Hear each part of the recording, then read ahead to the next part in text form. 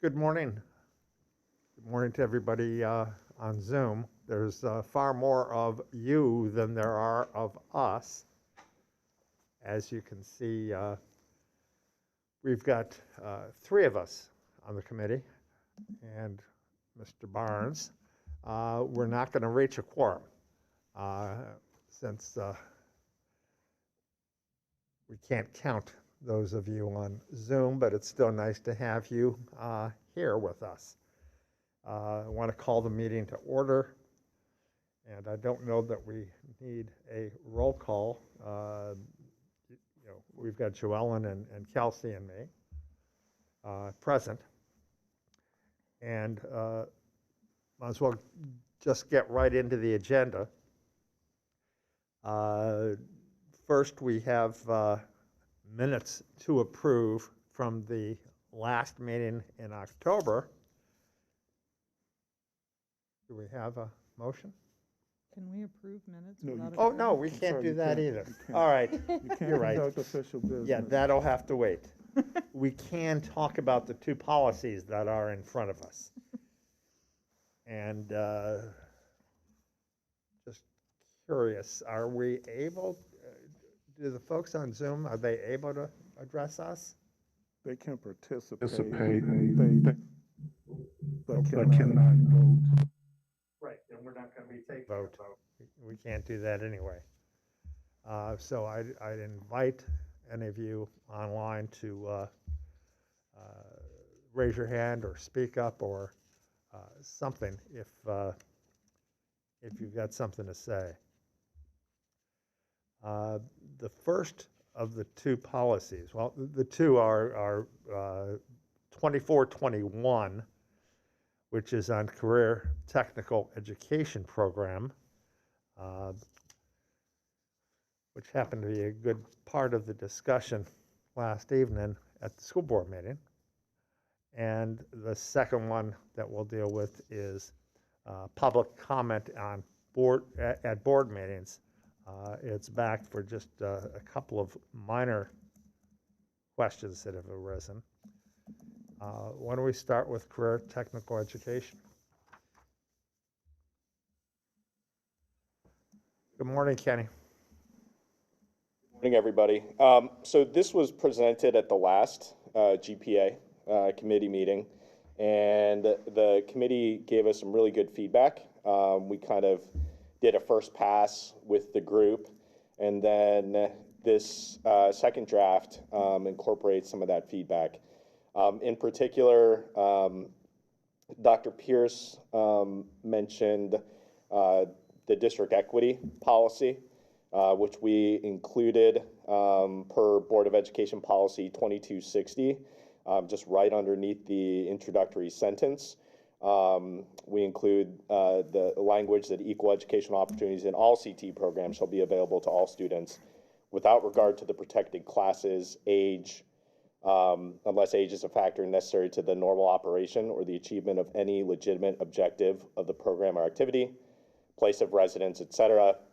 And then underneath that, another committee member gave some really good feedback on how we can include more specific language in regards to special education students and making sure that we have a clear guidance in that area. And so we included Board of Education Policy 2260.01, which includes pursuant to Section 504, also includes the ADA Act of 1990, and ensures that career technical education programs will not discriminate, and that basically all students will continue to have access to the same programs that their typical peers have access to.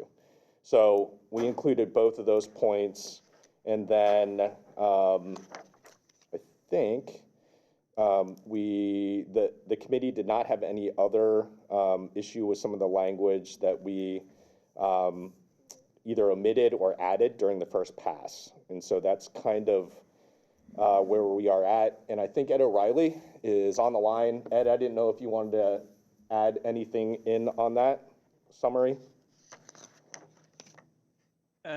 Yeah, pretty much what you shared, Kenny. And first of all, thank you for the opportunity to speak to you again today.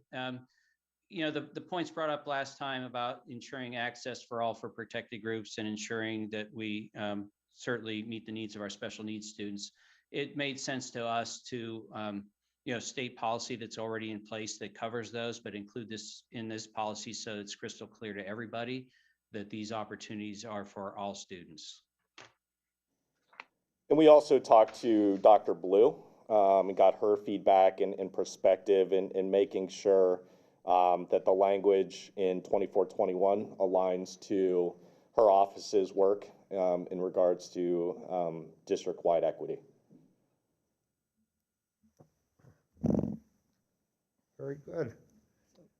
Mr. Chair, I just, excuse me, I just would like to know if this addresses Emily's concerns that were at the last meeting, and I see she's on the Zoom, so. She is. Thank you. Yes, this fully and thoughtfully addresses it, and I like the tying in the references to the existing policy, but also putting that up front to make clear not only will there not be discrimination, but there will also be accommodations provided. Wonderful. Any other I'm not questions? sure. I have no Go more ahead. questions. I'm not sure that you can see my hand, Chair Brown. Can you? No, all I hear me? didn't, because you're not live. You're giving us a picture. So, yay. You still see my beautiful smile in the picture, Chair Brown. Yes, and you've got a great So, smile. Thank you. Dr. Lee, to you and your team, I just want to thank you for the diligence that you all showed in going back to your colleagues, getting those questions and issues answered and addressed, and bringing the policy back, reflecting the information and the work that you all were able to do with your colleagues. So I look forward to when we do have a quorum at our next meeting, being able to support and pass this piece of legislation or this policy. Very Thank you, good. Dr. Pierce. Thank you. Anybody else online that wishes to ask a question or have something to say? I'm not online, but I do. I don't have any concerns about what's written. I just, to improve my own understanding and anyone else's, what's the significance in that first sentence of being a career technical planning district? Ed, do you want to elaborate on the Career Technical Planning District, the CTPD, and what that entails? Certainly. So in the state of Ohio, they have career technical planning districts set up throughout the state. In many places, you have a TOLS, like a TOLS Technical Center that has 7 schools. That is their planning district. Our planning district is mostly our school, but it also includes Westerville, Grandview Heights, and Upper Arlington, who have access to our programs, as well as any community-based school that's within the Columbus City School boundaries. So we're the fiscal agent for all of those. Our report card reflects work that comes out of all those entities, but we are considered the Career Technical Planning District seat for all those entities. Interesting. So that means we play sort of a special role in career tech in our region, which is interesting. So thank you. Dr. O'Reilly, Mr. Chair, Yes. does that also tie to workforce board dollars as well? Not for that, because the Workforce Development Board would mostly be through adult education, but state dollars that do come in, they come into the planning district and then are utilized, for those other entities through division of resources. Thank you for that. I might suggest that with respect to the Career Technical Planning District, that we at least reference a source where somebody can look to see what it is and something about it. I know ODE has some materials online that could be referenced, or whatever is appropriate. If there's something statutory, we can do that. Sure. Yep. We can make that adjustment.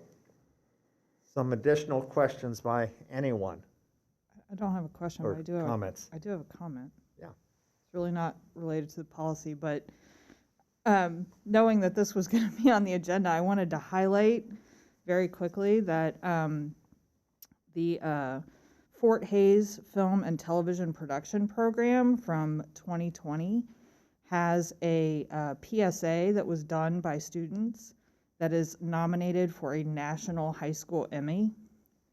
And that will be potentially awarded on Tuesday, November 23rd. They've already won a regional high school Emmy, and they're in the national running. So we should be very proud of those students in that program.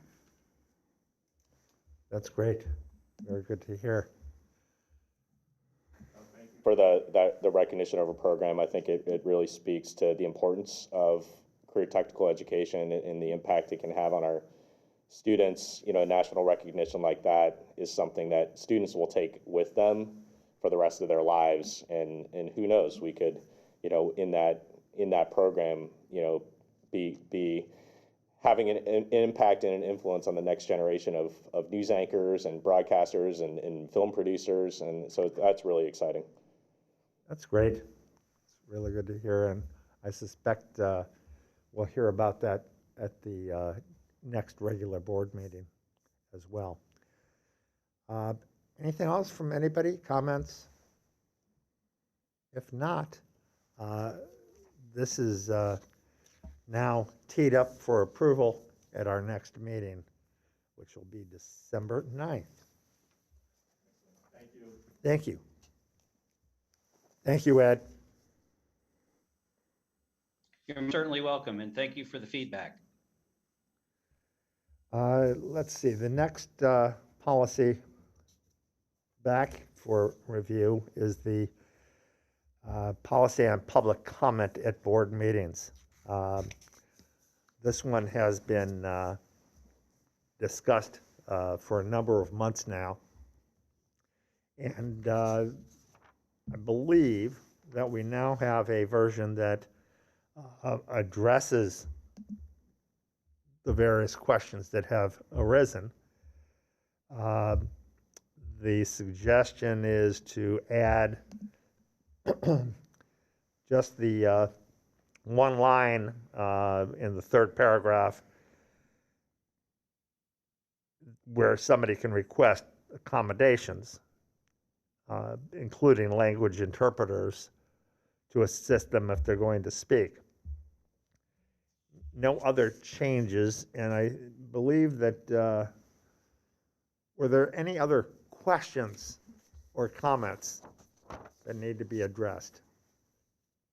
Kelsey, Joellen? For me. Anybody online have anything? I think I might only have one Mm-hmm. page to this. So I'm doing this from memory. You go through length of time that speakers are provided for speaking. I noticed that there wasn't any limit on the number of items on which someone could speak at a meeting, which is a practice that I am familiar with for my job. And I think that might be useful for the board to consider that, just because wild things do happen.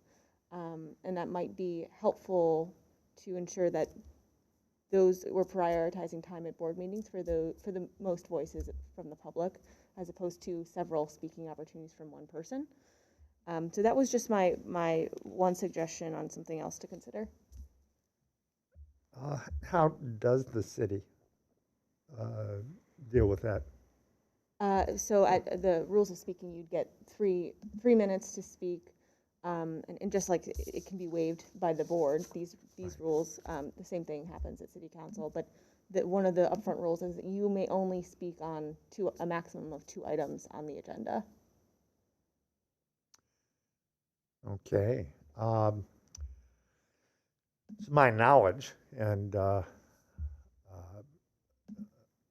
Michael, you can go back a little bit further than me. I don't think we've ever had somebody come address the board on 2 different topics.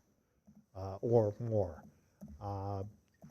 And I first thought that comes to mind is if we write something like that into the policy and explain that, it may invite people to do that when it's never arisen. Any thoughts? Anybody?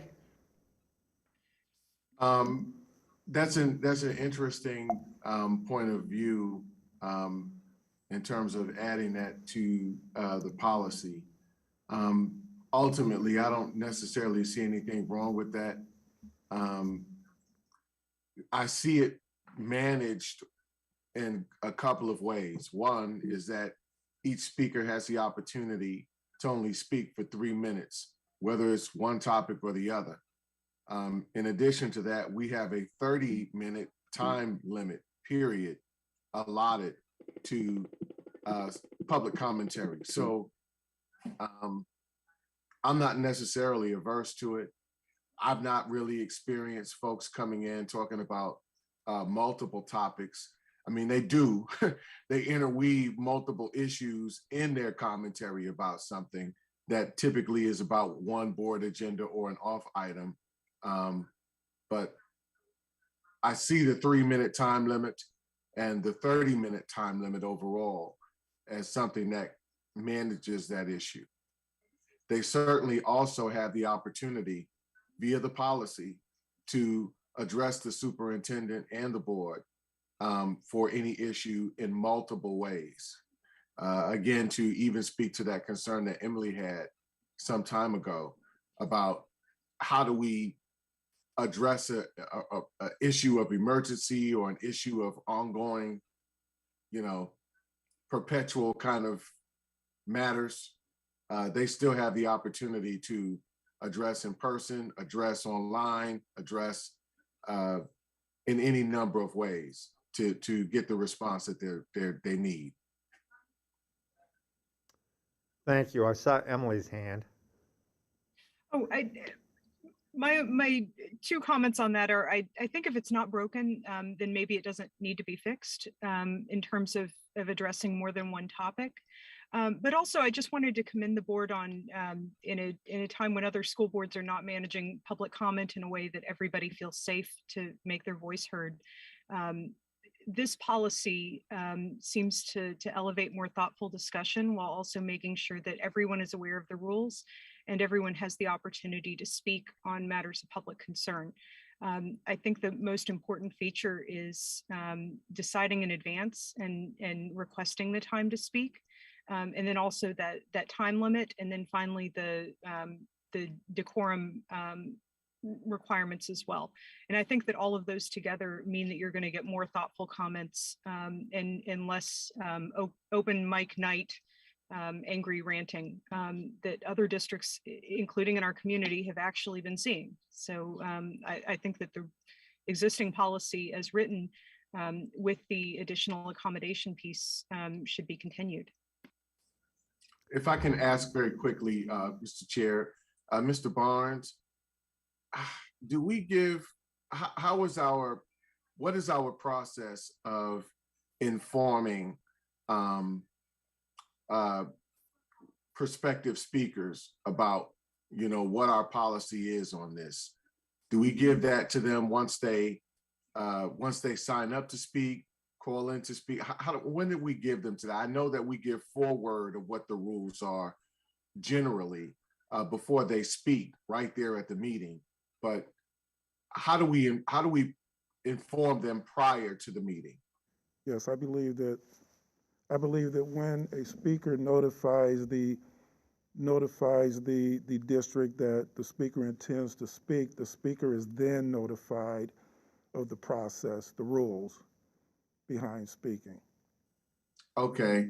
The only thing I don't see in our policy is, our commitment to making sure that upon sign up that we will ensure superintendent shall provide, the policy or the rules, attributed to public speaking, public comment.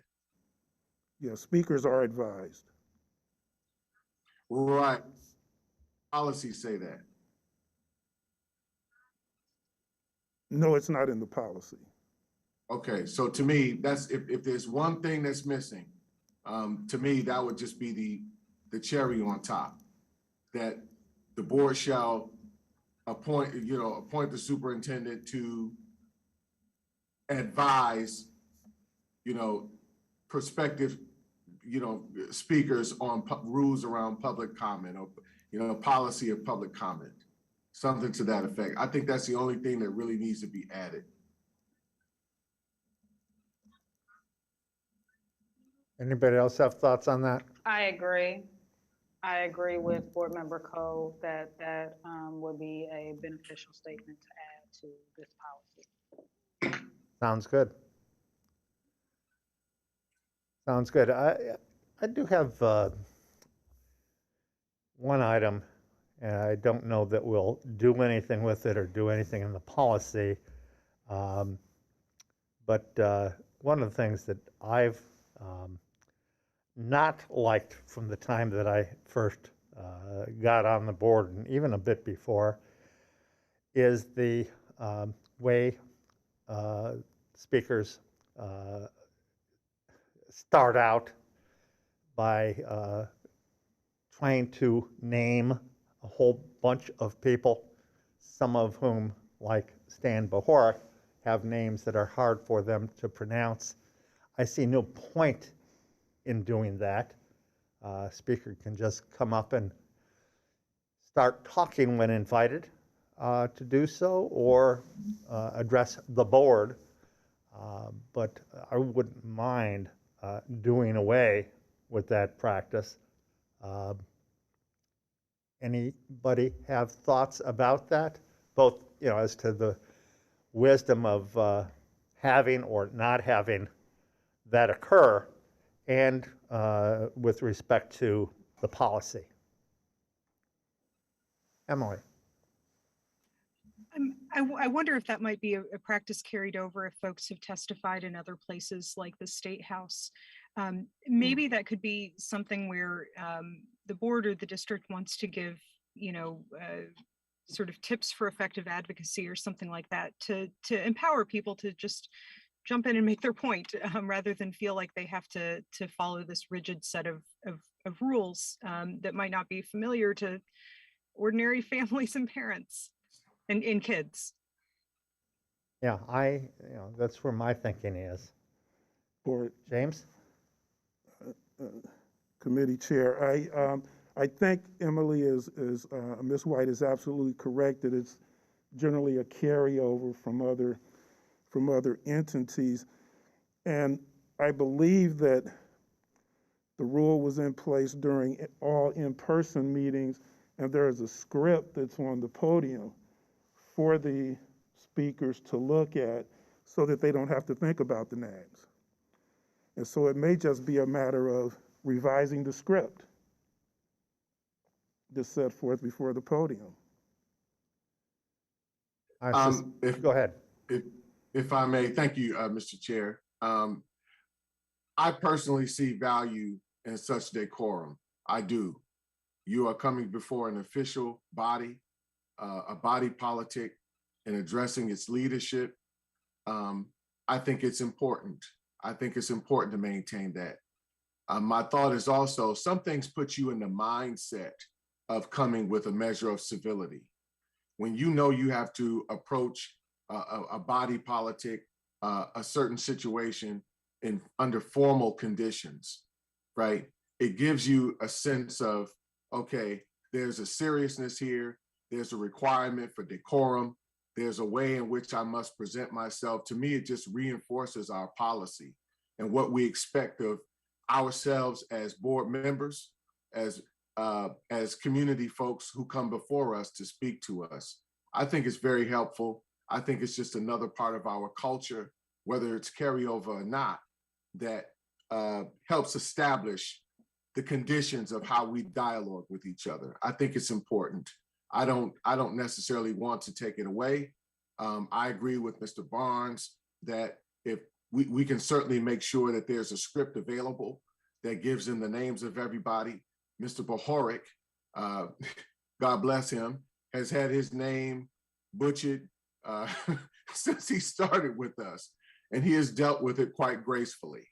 Where we can certainly help to correct that, I'm more than happy to do that for my treasurer, for our treasurer. But I don't want to waive that formality, that decorum piece. I think it sets a mindset of civility and order. Others? Mr. Chair, I don't really have a dog in this fight because I'm not sitting on the board and getting addressed. But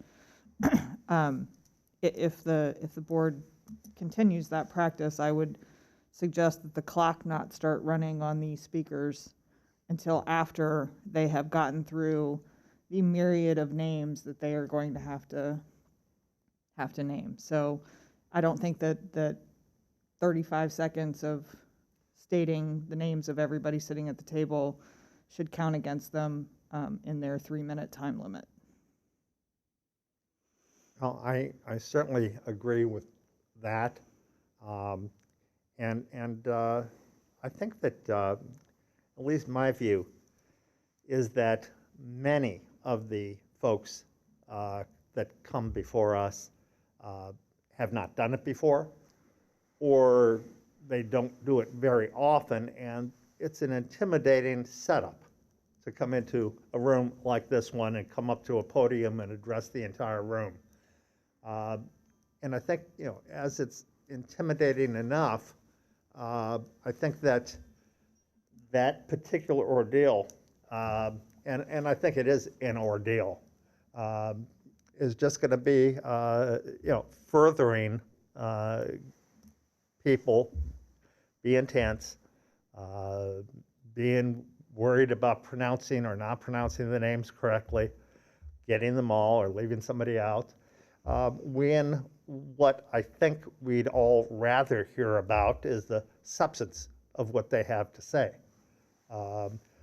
I've been to literally dozens of school board meetings around the state during the, having served most of the years since 1977. And I'm unaware of any that have anything similar to that. I think our board meetings in some ways are modeled on state legislation, state legislative matters and committee meetings.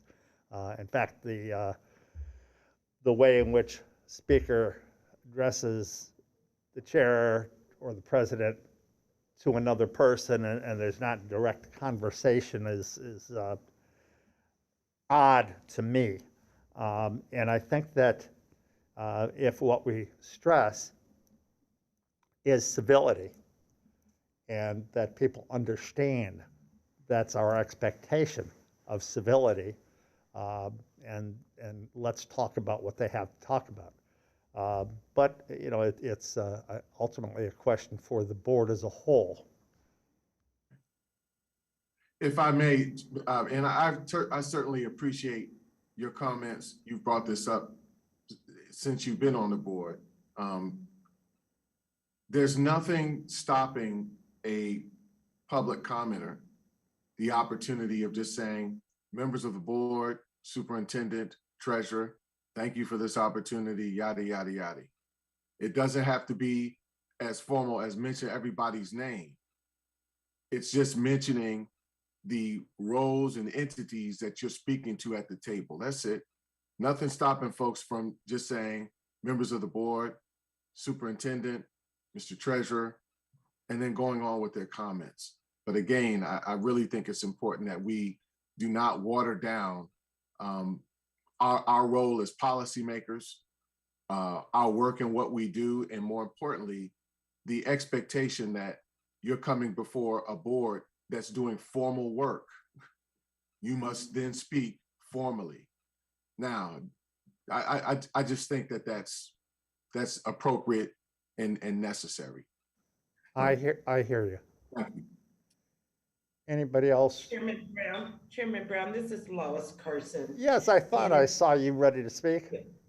Go If ahead. I can speak, if I Please. can speak on this matter, I have spoken at the board many a times, and it is intimidating to have to say all of those names. I agree with Board Member Cole that we should acknowledge the board members because you are our elected officials, that most of us who come to speak have a voice and a vote.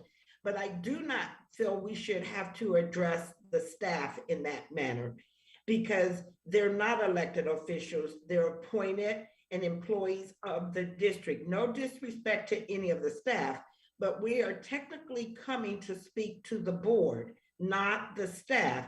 And it is up to the board to then address our concerns to the staff. So that's when I think what Board Member Cole said, some of us choose not to do it. And at first, when I first spoke, I addressed everybody that way because that's the information that was given to me. And then I realized after speaking so many times, I don't have to do this. I have a choice, I have a voice, and I'm only here to address the board. So now when I speak, I address the board. So maybe if the little sheet of paper that we're given when we sign in, because you are given directions when you sign in, how to address the board, it states on there, you can address this way or your choice. So that's my only thought and opinion on that. Thank you. Thank you. Appreciate your comment. Anything else from anybody? So again, Board Oh. Chair Brown, I'm not sure if Yes. you can see my hand up. I couldn't. So one, I think the undertones of what we're getting at here today is a level of formality and respect that our elected officials would like to see as board members. I'm of the belief that once you give respect, you get respect. And so us formalizing that respect in terms of people introducing their comments a certain way, it's just a formality. If we really want respect from our community members when they come to speak and that they take it as a serious opportunity to engage with the board in a serious way, then the work that we do should reflect that level of seriousness. So the undertone around respect, I think we have to put it out there that our board needs to be respectful of our community members and all of our speakers. And as long as we're respectful and the community know that we're listening, that we're going to engage with them in a meaningful and authentic way, then we're going to get good behavior, respect back, and formality if that's what we put out there. Secondly, I do agree with President Carson indicating that on that form, we don't give multiple options. We give the one option. When you begin your comments, you need to state XYZ, saying again to members of the board, board president, treasurer of the board. It literally lays that out for them on that piece of paper. And so I think if we want to really be, again, mindful of providing individuals options, that we should put down, you can address the board. You can begin your comments by stating this, or you can begin your comments by stating that, or you can begin your comments with your choice. And again, I think the undertone within all of those different options that we put on that piece of paper relates to the level of respect that board members want to receive from the community. We will receive the same respect that we put out there. So I personally am okay and support that language being moved totally. But I'm also okay and support with that language being altered to include two other options. That second option being, Columbus Board of Education, today I would like to da, da, da, da, da. And that third option being the speaker's choice. Thank you. Thank you. Thank you. Other thoughts or questions? And especially as I hear the discussion, I think it's probably best handled just with some alterations to that document that people are given. And it can go to them, when we let them know the rules, and then also be on the podium and that it need not be addressed in the board policy itself. Anybody disagree? We're not going to vote on anything, and the policy itself will come to us then for approval at the next meeting. Anything else for the good of the order? I had one question about this policy not related to the specific discussion. Sure. Is